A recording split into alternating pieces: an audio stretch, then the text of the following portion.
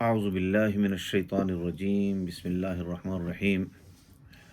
محترم دوست اور بزرگوں، آج انشاءاللہ العزیز چھٹے سپارے کے سوال و جواب کا سیشن ہوگا۔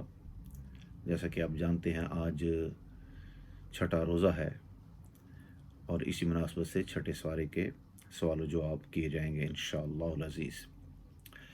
چھٹا سپارہ شروع ہوتا ہے لا یحب اللہ الجہر بالسوء من القول الا من ظلم وکان اللہ سمیعا علیما ان تبدو خیرا او تخفوه او تعفو عن سوء فان اللہ کان عفوا قدیرا۔ اللہ رب العالمین اس چیز کو پسند نہیں کرتے کہ کسی برائی کو ظاہر کیا جائے یا برائی کا چرچا کیا جائے۔ تو کس چیز کا آدمی پھر چرچا کر سکتا ہے؟ الا من ظلم، مگر جس پر ظلم کیا جائے۔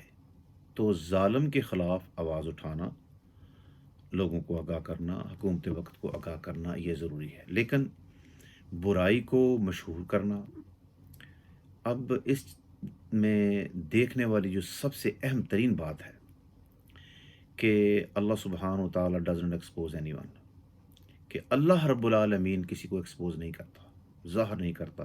انسان بڑیاں غلطیاں کرتا ہے، کمیاں کرتا ہے، کوتاہیاں کرتا ہے، یہ ہماری زندگی کا حصہ ہے، ہم انسان ہیں، بہت کمزور ہیں، اور رب العالمین اتنے رحم والے ہیں، اتنا کرم اور شفقت والے ہیں کہ وہ انسان کے گناہوں کو چھپاتے رہتے ہیں اور انسان کو موقع دیتے ہیں کہ یہ پلٹ کر توبہ کر کے میرے پاس آ جائے، اپنے گناہوں کی معافی مانگ لے، تو اللہ رب العالمین اس کے انتظار میں رہتے ہیں، اور مرتے وقت تک یہ انسان کو مہلت دی گئی ہے کہ کسی وقت بھی سچے دل کے ساتھ وہ توبہ کر کے میرے سامنے آ جائے تو میں اس کے گناہوں کو معاف کر دوں گا۔ اور اس میں مشہور ترین واقعہ جو آپ نے اکثر سنا ہوگا کہ ایک شخص نے 99 قتل کیے تھے، تو اس کے دل میں یہ تڑپ پیدا ہوگی کہ میں جو کر رہا ہوں غلط کر رہا ہوں۔ تو الحمدللہ، تو اس کی اس تڑپ کی وجہ سے جب وہ اس جستجو میں نکلا کہ مجھے اپنے راستے کو بدلنا چاہیے، تو جب اسے کہا گیا کہ تمہارے لیے دروازہ کھلا ہے، ایک آدمی نے مایوس کیا کہ تمہاری بخشش نہیں ہو سکتی، اس نے اس کو بھی قتل کر دیا۔ لیکن ایک اللہ والے کے پاس گیا تو اس نے کہا کہ دیکھیں توبہ کا دروازہ کھلا ہے، اگر تم سچے دل کے ساتھ توبہ کر لیتے ہو تو اللہ رب العالمین غفور رحیم ہے۔ اس نے پھر اس بری صحبت کو چھوڑا، دوسری بستی کی طرف گیا، تو اللہ نے اس کی نیت، اس کا ارادہ اور اس کی توبہ کرنے کی اس کیفیت کو سمجھتے ہوئے کہ اب یہ میری طرف پلٹنا چاہتا، تو ابھی اس نے اس بستی کی طرف پہنچا نہیں، پوری طرح گیا نہیں، راستے میں سے موت آ گئی۔ لیکن اللہ دل کے حالات کو جانتے ہیں، آنے والے وقت کو جانتے ہیں کہ یہ کیا کرنا چاہتا ہے۔ اب دیکھیں اتنے بڑے گناہ کے باوجود اللہ رب العالمین نے اس کو معاف فرما دیا۔ تو کہنے کا مقصد یہ ہے کہ اللہ رب العالمین اتنے کرم والے ہیں، اتنی مہربانی والے ہیں کہ اللہ ہمارا پردہ رکھتا ہے، اور اللہ برائی کی تشہیر نہیں چاہتا۔ اللہ چاہے تو انسان کو دنیا میں ذلیل و رسوا کرنا چاہے تو کر سکتا ہے، اس کے ذریعے ہیں۔ جب ظلم حد سے بڑھ جاتا ہے تو وہ کسی نہ کسی طریقے سے اس کو سزا مل جاتی ہے، لیکن اللہ رب العالمین ایک مقررہ وقت تک انسان کو مہلت دیتے رہتے ہیں۔ تو جب اللہ رب العالمین کسی کو ایکسپوز نہیں کرتے تو ہمیں بھی اپنے آپ کو ایکسپوز نہیں کرنا چاہیے، دیکھو جی میں نے یہ کیا وہ کیا، دوستوں کے ساتھ عزیزوں کا شیخی مارنا، گناہ کر کے پھر شیخی مارنا، میں نے یہ کیا میں نے وہ کیا، ایبسولیوٹلی فوربڈن۔ یہ اچھی چیز نہیں ہے، اچھی عادت نہیں ہے۔ جب عرش والے نے تمہارا پردہ رکھا ہے تو اپنے آپ کو کیوں لوگوں کے اندر مشہور کر رہا ہے، تشہیر کر رہا ہے، اور وہ بھی اپنے گناہ کی۔ اس لیے میرے بھائیوں، میری بہنوں، کچھ بھی ہو جائے، اگر معاملہ یہ پرائیویٹ ہے، کسی کو کوئی پتہ نہیں، گناہ ہو گیا، غلطیاں ہو گئیں، انسان غلطیوں کا، خطاؤں کا پتلا ہے، تو اللہ سے سچے دل سے معافی مانگ کے اپنے آپ کو اللہ کے ہاں کلیئر کر لینا چاہیے، ریدر دین کہ آپ لوگوں کو بتائیں اور اپنے آپ کو یہ شو کریں۔ بعض اوقات انسان شیخی مارتا ہے، جی میں نے یہ کیا وہ کیا، کبھی انسان یہ کہتا ہے جی میں یہ کرتا تھا اب میں نیک ہو گیا ہوں۔ کوئی ضرورت نہیں ہے بالکل اس چیز کو ظاہر کرنے کی، لوگوں کو بتانے کی ضرورت نہیں ہے۔ جب اللہ نے تمہارا پردہ رکھا ہے تو کیوں اپنے آپ کو لوگوں کی نظروں میں گرانا چاہتے ہو؟ اور اللہ برائی کی تشہیر کو پسند نہیں کرتا۔ ہاں الا من ظلم، مگر جس پر ظلم ہو جائے، زیادتی ہو جائے، اس کی آواز حکام والا تک پہنچانا، لوگوں کو بتانا اور دوسرے لوگوں کو بھی اس غلط شخص کے شر سے محفوظ رکھنا، یہ ایک انسانی ذمہ داری ہے۔ پھر چھٹے سپارے میں آیا نمبر 157، جو پہلی تھی آیت وہ 148 تھی، اور یہ اس کے آگے پھر نیکسٹ آیا ہے 157۔ کیا حضرت عیسیٰ علیہ السلام کو سولی پر چڑھایا گیا؟ تو اللہ رب العالمین نے اس کا جواب دیا، وَقَوْلِهِمْ إِنَّا قَتَلْنَا الْمَسِيحَ عِيسَى ابْنَ مَرْيَمَ رَسُولَ اللَّهِ وَمَا قَتَلُوهُ وَمَا صَلَبُوهُ وَلَكِنْ شُبِّهَ لَهُمْ۔ یہ کہتے ہیں کہ عیسیٰ علیہ السلام کو قتل کیا ہے، ان کو سولی پر چڑھایا ہے، لیکن اللہ رب العالمین فرماتے ہیں نہیں، وَلَكِنْ شُبِّهَ لَهُمْ، انہیں شبہ ہو گیا، ان کا ہم جیسا کو ہم شکل اللہ نے بدل دیا، یا ان کو یہ شک ہو گیا کہ عیسیٰ علیہ السلام ہے۔ اللہ نے عیسیٰ علیہ السلام کو محفوظ فرمایا، تو پھر عیسیٰ علیہ السلام کہاں گئے؟ اللہ رب العالمین نے جواب دیا، بر رفعہ اللہ وکان اللہ عزیزا حکیمہ، اللہ رب العالمین نے عیسیٰ علیہ السلام کو اپنی طرف اٹھا لیا۔ اب یہ اٹھانا زندہ حالت میں ہے۔ دیکھیں، انسان مرنے کے بعد بھی کہتے ہیں نا انتقال ہو گیا، زمین کی منتقلی کیا ہوتی ہے کہ ایک کے نام سے دوسرے نام پہ ہوگی۔ انتقال کہتے ہیں فلاں شخص کا ہو گیا، اس دنیا سے وہ ختم کر کے اپنا ناطہ اب دوسری دنیا میں منتقل ہو گیا، اس کا انتقال ہو گیا۔ لیکن اللہ نے کہا کہ بر رفعہ اللہ، ہم نے عیسیٰ علیہ السلام کو زندہ حالت میں اٹھا لیا، اور وہ جب اللہ رب العالمین چاہیں گے قیامت سے پہلے ان کو واپس بھیجیں گے، وہ آ کر دجال کو قتل کریں گے، اسلام کی تعلیم کو عام کریں گے، اللہ کے رسول صلی اللہ علیہ وسلم کا امتی بن کر اپنی زندگی گزاریں گے۔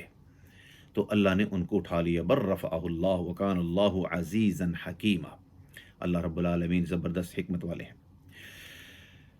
کیا حضرت داؤد علیہ السلام جو اللہ کے رسول تھے، ان کو کون سی کتاب دی گئی تھی؟ تو اللہ رب العالمین نے قرآن میں 163 آیت میں ذکر کیا، وَآتَيْنَا دَاوُودَ زَبُورًا، ہم نے داؤد علیہ السلام کو زبور عطا فرمائی۔ کیا اللہ رب العالمین نے موسیٰ علیہ السلام سے کلام فرمایا؟ 164 آیت میں سورہ نساء چل رہی ہے، اللہ تعالیٰ نے موسیٰ علیہ السلام سے خاص طور پر کلام فرمایا۔ پھر آگے حضرت عیسیٰ علیہ السلام کا پھر ذکر ہوتا ہے۔ کیا قرآن میں تثلیث کی نفی ہے؟ یہ جو کہتے ہیں کہ عیسیٰ علیہ السلام اللہ کے بیٹے ہیں، نعوذ باللہ من ذالک، اور مریم ان کی بیوی ہیں، تو یہ جو تثلیث بنائی گئی ہے، اللہ اور مریم اور عیسیٰ علیہ السلام، اللہ نے اس کی نفی کی ہے۔ اللہ رب العالمین نے فرمایا، فآمنوا باللہ ورسلہ ولا تقولوا ثلاثہ انتہوا خیر لکم، سو ایمان لاؤ اللہ پر، اس کے سب رسولوں پر، اور نہ کہو کہ خدا تین ہیں۔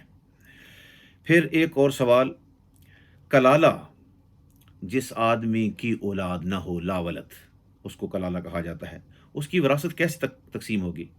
تو یہ آیت نمبر 176 ہے سورہ نساء کی۔ اللہ رب العالمین نے فرمایا، اے پیارے حبیب، یہ آپ سے دریافت کرتے ہیں اس شخص کے بارے میں جو لا ولد ہے، جس کی اولاد نہیں۔ کہہ دو اللہ رب العالمین تمہیں کلالہ کے بارے میں حکم دیتا ہے کہ اگر کوئی شخص مر جائے جس کی اولاد نہ ہو اور اس کی ایک بہن ہو، تو اسے اس کے تمام ترکہ سے، تمام جو اس کی پراپرٹی ہے، اس کا نصف ملے گا، اور وہ شخص اس بہن کا وارث ہوگا اس صورت میں کہ بہن کی کوئی اولاد نہ ہو۔ مرد کی بھی بات آ گئی، عورت کی بھی آ گئی، تو مرد اپنی بہن کا وارث ہوگا جس کی کوئی اولاد نہ ہو۔ اگر دو بہنیں ہوں تو انہیں کل ترکہ میں سے 2/3 ملے گا۔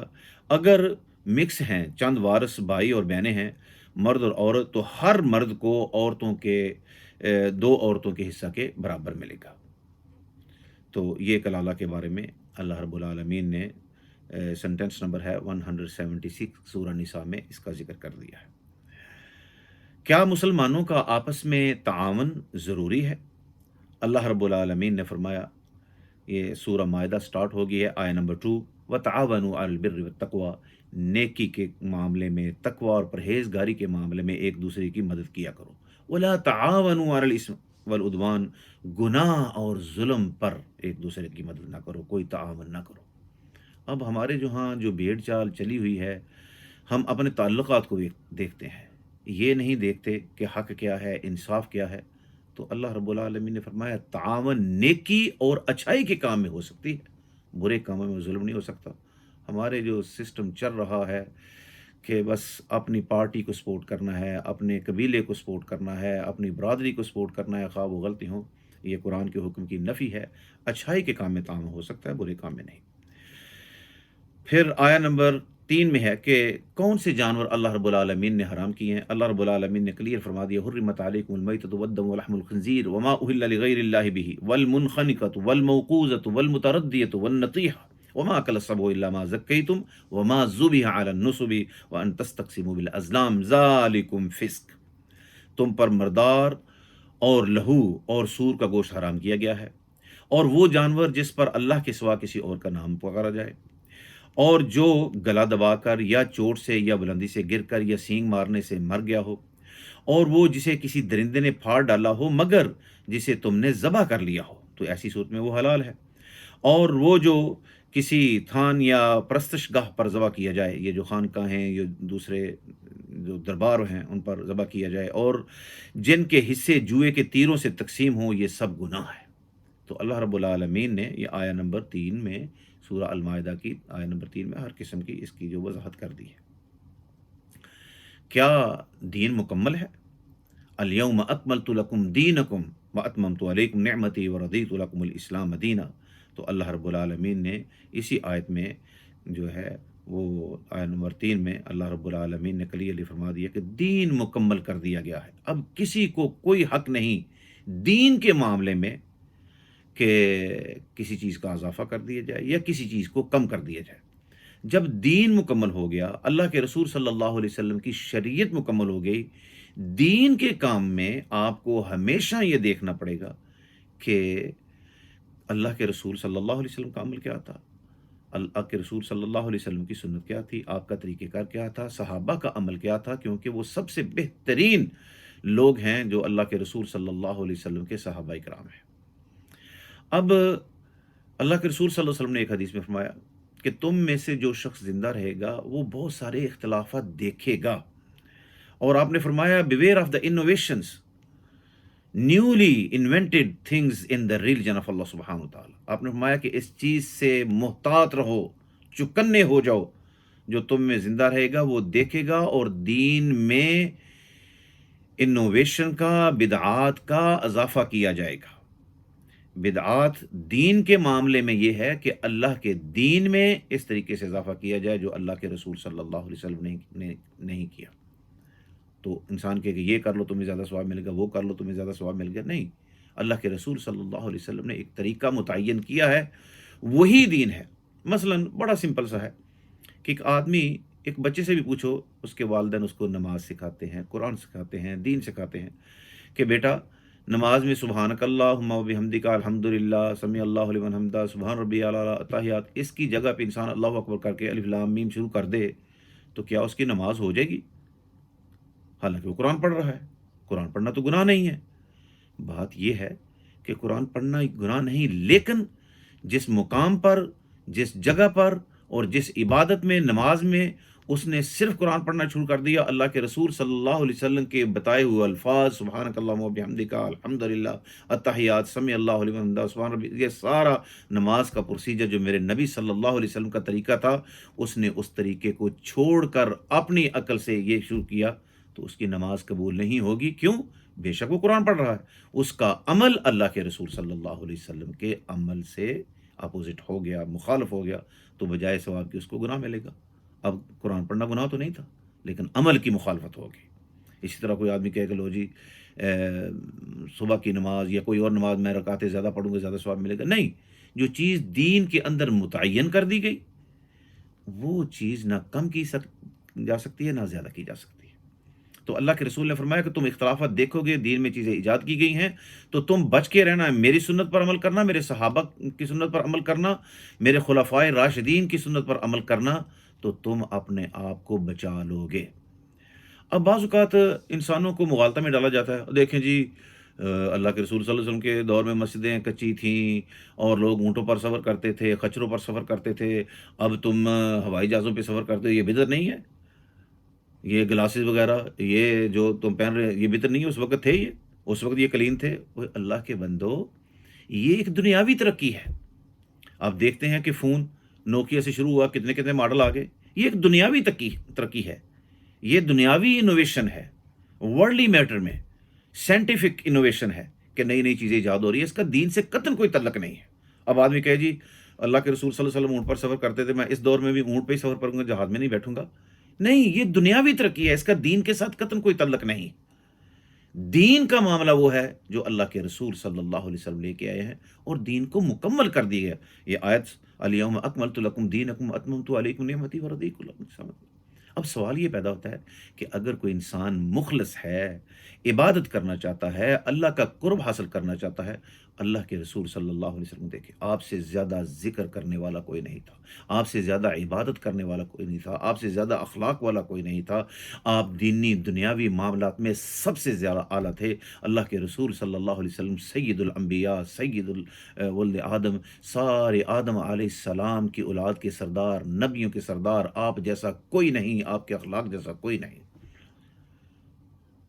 کوئی انسان، ہاں جنس کے اعتبار سے وہ انسان ضرور ہیں، وہ پیدا ہوئے، ان کے ماں باپ تھے، عزیز و کارب تھے، لیکن رتبے کے لحاظ سے کوئی انسان، کوئی صحابہ اکرام بھی، ان کے ساتھ رہنے والے بھی ان کی اس منزلت کو، قدر کو اور ان کے مرتبے کو نہیں پہنچ سکتے۔ ان سب کا مرتبہ آپ صلی اللہ علیہ وسلم سے کم ہے۔ تو اس لیے میرے بھائیوں، یہ چیز بہت ضروری ہے سمجھنی کہ اگر کوئی شخص واقعی عبادت کرنا چاہتا ہے تو دیکھیں اللہ کے رسول صلی اللہ علیہ وسلم کی عبادت، تہجد پڑھتے، نماز کبھی نہیں چھوڑی، سنتیں کبھی نہیں چھوڑی، نوافل کا اہتمام کرتے تھے، کہتے تھے افلا اکون عبدا شکورا، کیا میں اللہ کا شکر گزار بندہ نہ بنوں؟ تو یہ ساری چیزیں اگر کوئی عبادت کرنا چاہتا ہے تو یہ تو ماشاءاللہ صحابہ کرام کی زندگیاں بھری پڑی ہیں۔ کیا ضرورت ہے کہ دین کے اندر کوئی ایسی چیز ایجاد کی جائے جس کے متعلق اللہ کے رسول صلی اللہ علیہ وسلم نے فرمایا کہ من احدث فی امرنا، کہ جس شخص نے ہمارے معاملات میں کسی چیز کا اضافہ کیا، ما لیس منہ، جو اس میں نہیں ہے، فہو رد، اس کو رد کر دیا جائے گا، وہ مردود ہے۔ تو میرے بھائیو، عبادت کرنی ہے تو دیکھو ہر چیز آپ کو ملے گی۔ جو اپنی طرف سے اضافہ کر کے کہنا یہ کر لو زیادہ ثواب ملے گا، یہ ذکر کر لو زیادہ ثواب ملے گا، یہ چیز کر لو، یہ کر لو، نہ، ہر چیز مکمل دے دی گئی ہے۔ الیوم اکملت لکم دینکم واتممت علیکم نعمتی، تو اللہ نے اس بات کو کمپلیٹ کر دی۔ پھر آیا نمبر 4 ہے، کیا شکاری کتوں کے ذریعے کیا ہوا شکار حلال ہے؟ تو اللہ نے جواب دیا، یسألونک ماذا احل لهم قل احل لكم الطیبات وما علمتم من الجوارح مکلبین تعلمونہن مما علمکم اللہ فکلوا مما امسکنا علیکم واذکروا اسم اللہ علیہ۔ اے پیارے حبیب، آپ سے پوچھتے ہیں کہ ان کے لیے کیا چیز حلال ہے؟ کہہ دو تمہارے لیے سب پاکیزہ چیزیں حلال کی گئی ہیں، اور جو شکاری جانور جسے شکار پر دوڑنے کی تعلیم دی گئی ہے اور جو تمہیں انہیں سکھاتے ہو، اس میں سے جو اللہ نے تمہیں سکھایا ہے سو اس میں سے کھاؤ جو وہ تمہارے لیے پکڑ رکھیں، اور اس پر اللہ کا نام لو۔ اب شکار کو آپ نے سکھایا ہے، مختلف طریقے سے شکار کیا جاتا ہے، جب وہ لے کے آئے تو آپ اس کو ذبح کرو، اللہ کا نام لے کر کھا لو، کیونکہ وہ سلجھائے ہوتے ہیں، وہ جانور کو آپ کے پاس لے کے آتے ہیں۔ کیا مسلمانوں کے لیے اہل کتاب کا کھانا حلال ہے؟ آیا نمبر 5 سورۃ المائدہ، اللہ کے رسول اللہ رب العالمین نے فرمایا وَطَعَامُ الَّذِينَ أُوتُوا الْكِتَابَ حِلٌّ لَّكُمْ وَطَعَامُكُمْ حِلٌّ لَّهُمْ، اہل کتاب کا کھانا تمہارے لیے حلال ہے اور تمہارا کھانا ان کے لیے حلال ہے۔ پھر کیا کوئی مسلمان اہل کتاب عورت سے شادی کر سکتا ہے؟ یہی آیت چل رہی ہے سورۃ مائدہ کی۔ اللہ رب العالمین نے فرمایا وَالْمُحْصَنَاتُ مِنَ الْمُؤْمِنَاتِ وَالْمُحْصَنَاتُ مِنَ الَّذِينَ أُوتُوا الْكِتَابَ مِن قَبْلِكُمْ اذا آتيتموهن اجورهن محسنین غیر مسافین ولا متخذی اخدان۔ یہ کنڈیشن ہے۔ اب لوگوں نے ذہن بنا لیا کہ اہل کتاب سے شادی کرنی ہے، یس ہو سکتی ہے، لیکن اگر وہ ان کنڈیشن کو میٹ کرتے ہیں تو پھر حلال ہے، تمہارے لیے حلال ہے پاک دامن مسلمان عورتیں، پہلی بات، اور ان پاک دامن عورتوں میں سے جنہیں تم سے پہلے کتاب دی گئی، یعنی اہل کتاب، جبکہ ان کے مہر انہیں دے دو ایسے حال میں کہ نکاح میں لانے والے ہو، نہ کہ وہ بدکاری کرنے والے اور نہ خفیہ آشنائی کرنے والے ہوں۔ مقصد یہ ہے کہ حیا والی ہوں، کوئی خیانت کرنے والی نہ ہو۔ تو ایسے لوگ جو اہل کتاب ہیں، عورتیں ہیں، ان سے آپ کی شادی ہو سکتی ہے۔ پھر آیت نمبر 6 سورۃ المائدہ میں وضو کرنے کا طریقہ بتایا گیا، یا ایھا الذین آمنوا اذا قمتم الی الصلاۃ فاغسلوا وجوہکم وایدیکم الی المرافق وامسحوا برؤوسکم وارجلکم الی الکعبین وان کنتم جنبا فاطہروا۔ اے ایمان والو، جب تم نماز کے لیے اٹھو تو اپنے منہ اور کوہنیوں تک ہاتھ دھو لو اور اپنے سروں پر مسح کر لو اور اپنے پاؤں ٹخن تک دھو لو، اگر تم ناپاک ہو تو نہا لو۔ تو اس میں سارا طریقہ بیان کر دیا گیا۔ باقی جو چیزیں ہیں کلی کرنا، ہاتھ دھونا 3 دفعہ، ناک میں پانی ڈالنا، تو قرآن کو اس وقت تک سمجھا نہیں جا سکتا جس وقت تک حدیث پر مکمل عمل نہ کیا جائے۔ تو یہ ساری وضاحت قرآن اور حدیث سے مل جاتی ہے کہ وضو کرنے کا طریقہ کیا ہے اور مسح کرنے کا طریقہ کیا ہے۔ اللہ کے رسول صلی اللہ علیہ وسلم نے فرمایا کہ اگر پانی نہ ملے تو پاک زمین پر ایسے ہاتھ مارو اور ایسے صاف کر کے رائٹ ہینڈ پہلے لیفٹ ہینڈ پہ پھیرو، پھر لیفٹ ہینڈ رائٹ کے اوپر پھیرو، پھر اسی ہاتھ سے اپنے چہرے پر ایک ہی دفعہ پھیر لو۔ یہ آپ کا مسح بھی ہو گیا، اور جنبی ہونے کی حالت میں آپ پر غسل لازم ہو تو سفر کی حالت میں یہ آپ کا غسل بھی ہو گیا، 2 in 1۔ تو اللہ نے آسانی دی ہے۔ کیا بنی اسرائیل کو جو نعمتیں حاصل ہوئیں انسانی تاریخ میں کسی قوم کو حاصل ہوئیں؟ اللہ رب العالمین نے سورۃ المائدہ آیت نمبر 20 میں اس کا جواب دیا ہے۔ وَإِذْ قَالَ مُوسَىٰ لِقَوْمِهِ يَا قَوْمِ اذْكُرُوا نِعْمَتَ اللَّهِ عَلَيْكُمْ إِذْ جَعَلَ فِيكُمْ أَنْبِيَاءَ وَجَعَلَكُمْ مُلُوكًا وَآتَاكُمْ مَا لَمْ يُؤْتِ أَحَدًا مِّنَ الْعَالَمِينَ۔ جب موسیٰ علیہ السلام نے اپنی قوم سے کہا، میری قوم اللہ کا احسان اپنے اوپر یاد کرو جبکہ تم میں نبی پیدا کیے اور تمہیں بادشاہ بنایا، بادشاہت دی، اور تمہیں وہ دیا جو جہاں میں کسی کو نہ دیا، ما لم یؤت احدا من العالمین۔ تو پھر کیا ہوا؟ اللہ کے رزق کی نافرمانی کی، اللہ کا ان پر پھر غضب نازل ہوا، پھر اللہ نے سزا دی، شکلیں بدل گئیں۔ کیوں؟ اللہ نے نعمتوں کی اتنی فراوانی کی، ناشکری کی تو سب کچھ چھین لیا گیا۔ اگر اپوزٹ، لئن شکرتم لازیدنکم، اگر ہم شکر کریں تو اللہ رب العالمین اپنی نعمتوں میں اضافہ فرماتے ہیں۔ پھر اسی سورہ میں، سورہ المائدہ میں 27 سنٹینس ہے سورہ المائدہ کا، وَاتْلُ عَلَيْهِمْ نَبَأَ ابْنِ آدَمَ بِالْحَقِّ إِذْ قَرَّبَا قُرْبَانًا۔ آدم علیہ السلام کا بیٹا قابیل جس نے حابیل کو قتل کیا تھا، یہ دنیا کے اندر پہلا قتل تھا۔ اللہ کے رسول صلی اللہ علیہ وسلم نے فرمایا کہ قیامت تک جتنے قتل ہوں گے ان قتلوں کا گناہ جو ہے اس کے کھاتے میں اس کا کچھ حصہ ڈالا جاتا رہے گا، کیونکہ اس نے ایک برائی کی ابتدا رکھی، اس کو گناہ ملتا رہے گا۔ اس لیے اللہ کے رسول فرمایا من دل علی خیر فلہ مثل اجر فاعلہ۔ اس کے برعکس اگر کوئی انسان اچھی چیز کی بنیاد ڈالتا ہے، علی خیر، آگاہ کرتا ہے کسی کو، اچھائی کا سبق دیتا ہے، اللہ اور اللہ کے رسول کا پیغام آگے پہنچاتا ہے، من دل علی خیر فلہ مثل اجر فاعلہ۔ کسی نے آپ کے کہنے پر نماز شروع کر دی، کسی نے آپ کے کہنے پر روزے رکھنے شروع کر دیے، کسی نے آپ کے کہنے پر جھوٹ چھوڑ دیا، کسی نے آپ کے کہنے پر یہ دھوکہ اور فراڈ چھوڑ دیا، جب تک وہ شخص ان اچھی باتوں پر عمل کرتا رہے گا، دین کی باتوں پر عمل کرتا رہے گا، آپ کو بھی ثواب ملے گا، اس کو بھی ملے گا۔ اور یہ ایک ایسی چیز ہے کہ آپ سوئے ہیں لیکن آپ کے نامہ اعمال میں ثواب جا رہا ہے۔ سبحان اللہ العظیم، عمل کسی کا، ثواب آپ کو مل رہا ہے۔ کیوں؟ کہ آپ نے اللہ اور اللہ کے رسول صلی اللہ علیہ وسلم کا پیغام اس کو پہنچایا، آپ کی نصیحت پر اس نے عمل کیا، تو آپ کو بھی اتنا ہی اجر مل رہا ہے۔ اسی طرح اگر برائی کی بنیاد رکھی جائے گی، بدعات کی بنیاد رکھی جائے گی، تو اس کے گناہ کا شیئر جو ہے وہ آپ کے کھاتے میں بھی جائے گا۔ اللہ ہمیں اچھے عمل کی بنیاد رکھنے کی توفیق عطا فرمائے، اور وہ عمل جو اللہ اور اللہ کے رسول صلی اللہ علیہ وسلم کے طریقے کے مطابق ہو، وہ اچھا عمل ہے۔ اپنی ذات کی طرف سوچ کر کے یہ کر لے وہ کر لے، وہ اچھا عمل نہیں۔ دین کا جو بھی معاملہ ہوگا، اللہ اور اللہ کے رسول صلی اللہ علیہ وسلم کی سنت اور صحابہ کے طریقے سے وہ دیکھنا ہوگا۔ کیا دہشت گردی یا لڑائی کرنا، جھگڑے کرنا، اس کی سزا قرآن نے کیا بیان کی ہے؟ اللہ رب العالمین نے فرمایا انما جزاء الذین یحاربون اللہ ورسولہ ویسعون فی الارض فسادا ان یقتلوا او یصلبوا او تقطع ایدیہم وارجلہم من خلاف او ینفوا من الارض، کہ وہ لوگ جو زمین کے اندر، ان کی سزا یہ ہے جو اللہ اور اللہ کے رسول صلی اللہ علیہ وسلم سے لڑتے ہیں، ان کے حکموں کی نافرمانی کرتے ہیں۔ یہ اللہ کے ساتھ لڑائی ہے، رسول کے ساتھ لڑائی ہے۔ سودی سسٹم، دوسرے سسٹم، یہ سارے سسٹم جو لوگ ان چیزوں سے باز نہیں آتے، دنگا فساد سے باز نہیں آتے، تو وہ اللہ اور اللہ کے رسول کے حکموں کے خلاف لڑتے ہیں، ان سے لڑتے ہیں اور ملک میں فساد کرتے ہیں۔ انہیں قتل کیا جائے یا سولی چڑھا دیے جائیں، یا ان کے ہاتھ اور پاؤں مخالف، ایک ہاتھ اور ایک ٹانگ جو ہے کاٹے جائیں، یا وہ جلا وطن کر دیے جائیں۔ یہ ذلت ان کے لیے دنیا میں ہے، اور آخرت میں ان کے لیے بڑا عذاب ہے۔ تو میرے بھائیو، یہ ہمیں سوچنا چاہیے کہ ہم کس سمت جا رہے ہیں۔ یہ فساد، دہشت گردی، کسی صورت میں اس کی اجازت نہیں ہے۔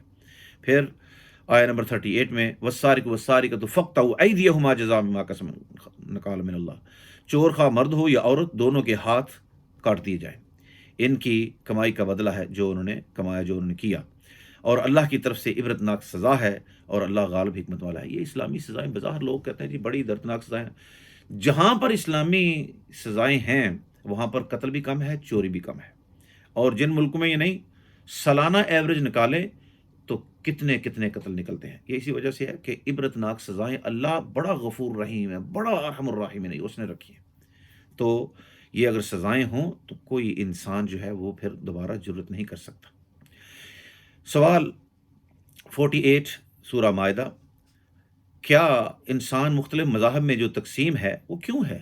کیا اللہ رب العالمین ایک ہی مذہب نہیں بنا سکتے تھے؟ تو اللہ رب العالمین نے فرمایا لِكُلِّ أُمَّةٍ جَعَلْنَا مِنْكُمْ شِرْعَةً وَمِنْهَاجًا وَلَوْ شَاءَ اللَّهُ لَجَعَلَكُمْ أُمَّةً وَاحِدَةً وَلَكِنْ لِيَبْلُوَكُمْ فِي مَا آتَاكُمْ فَاسْتَبِقُوا الْخَيْرَاتِ إِلَى اللَّهِ مَرْجِعُكُمْ جَمِيعًا فَيُنَبِّئُكُم مَّا كُنتُمْ فِيهِ تَخْتَلِفُونَ، اور ہم نے تم میں سے ہر ایک کے لیے ایک شریعت اور واضح راستہ مقرر کر دیا، اور اگر اللہ چاہتا تو سب کو ایک ہی امت بنا دیتا، وَلَوْ شَاءَ اللَّهُ لَجَعَلَكُمْ أُمَّةً وَاحِدَةً۔ اللہ کے لیے مشکل تو نہیں تھا، تو اللہ چاہتا تو بناتا، لیکن وہ تمہیں اپنے دیے ہوئے حکموں میں آزمانا چاہتا ہے، اس لیے نیکیوں میں ایک دوسرے سے سبقت حاصل کرنے کی کوشش کرو، آگے بڑھنے کی کوشش کرو۔ سب کو اللہ کے پاس جانا ہے، پھر جس چیز میں تم اختلاف کرتے تھے اس کا فیصلہ صرف اللہ ہی نے کرنا ہے۔ یہ بہت زیادہ ضرورت ہے اس چیز کو سمجھا جائے۔ وَأَلْقَيْنَا بَيْنَهُمُ الْعَدَاوَةَ وَالْبَغْضَاءَ إِلَىٰ يَوْمِ الْقِيَامَةِ، اللہ نے یہودیوں کے متعلق فرمایا کہ ہم نے ان کے درمیان قیامت تک عداوت اور دشمنی ڈال دی ہے۔ جب کبھی لڑائی کے لیے آگ سلگاتے ہیں تو اللہ اس کو بجھا دیتا ہے، اور زمین میں فساد پھیلانے کی کوشش کرتے ہیں، اللہ فساد کرنے والوں کو پسند نہیں کرتا۔ تو یہ اللہ رب العالمین نے قرآن میں بالکل کلیئر میسج دے دیا۔